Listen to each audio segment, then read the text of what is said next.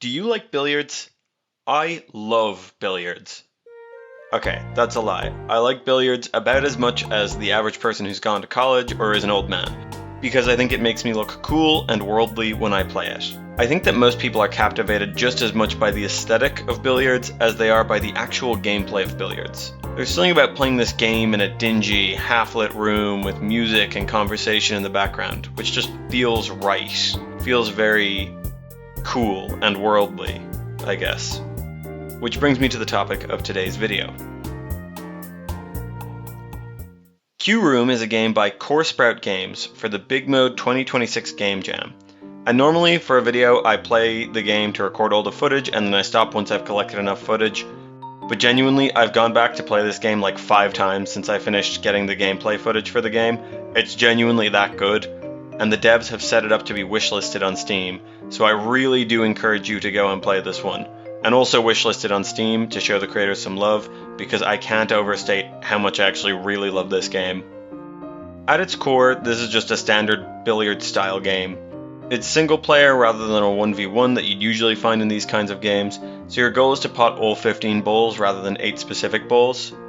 You don't need to pot them in any specific order. What makes this challenging is that you have a limited number of lives represented by the Q chalks on the side of the table. Every time you pot the white ball or fail to pot one of the other balls, you lose a life, and if you run out of Q chalks, it's game over.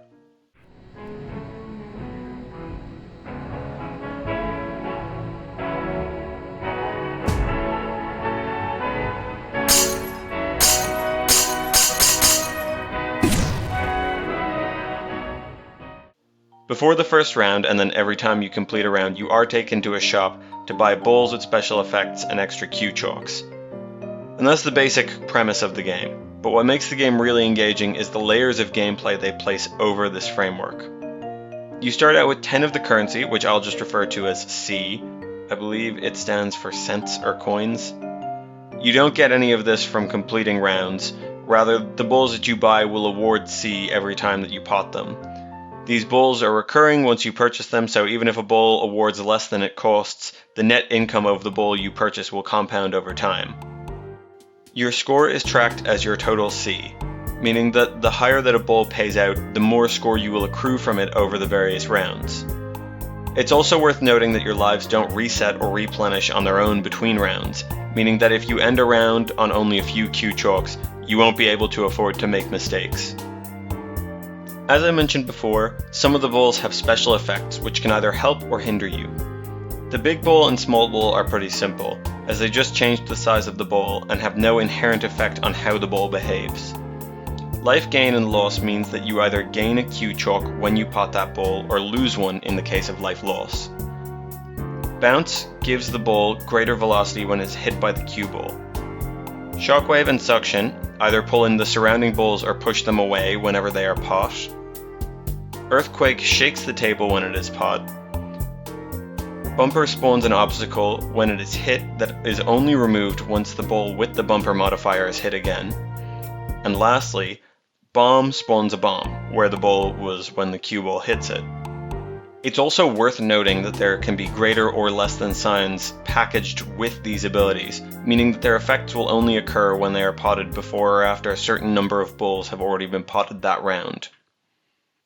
The gameplay on its own makes this game worth the time to play and enjoy, but there is another aspect to Q Room that I want to talk about, which makes this game particularly enjoyable. So before I was talking about how billiards has this whole aesthetic that so many people are familiar with. You know, dingy room, ambient background noise, all of that good stuff.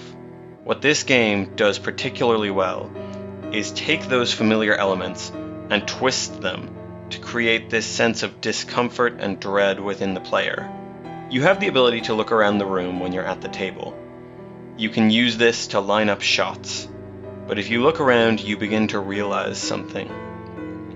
This whole place is empty, save for yourself. This emptiness is not only in stark contrast to how one imagines a bar room full of life and chatter, but this solitude only goes to highlight the fact that when we play this game, traditionally a 2-player game, we do so alone. The single strong light source in the center of the room doesn't provide its usual sense of comfort. Instead, it only makes the area excluded from it feel unfamiliar, alien, and unsafe. And if you're unlucky enough to run out of Q chalks, well. Another thing this game does super well is the music, or rather, the purposeful lack of music in the game. There is no default background music in this game. You play with silence, only accompanied by the sounds of the fluorescent light above you and the shots you make. If you want music, you're going to have to buy it.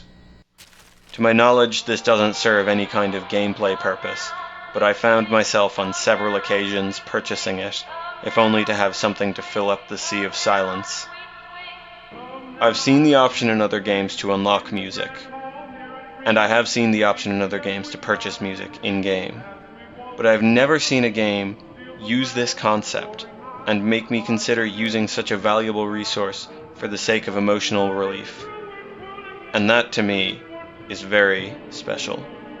All of this to say, I think that this game is fantastic, and especially as far as game jam games go. Q Room is a perfect example of a great idea being perfectly executed in a short amount of time. Once again, I implore you to give this game a try on itch.io. And if you enjoy it, then absolutely wishlist it on Steam, because it really does deserve the support. And if you enjoyed this video, please consider subscribing. I plan on making more videos going over and curating cool itch.io projects like this one, so consider sticking around for that if you enjoy cool free projects.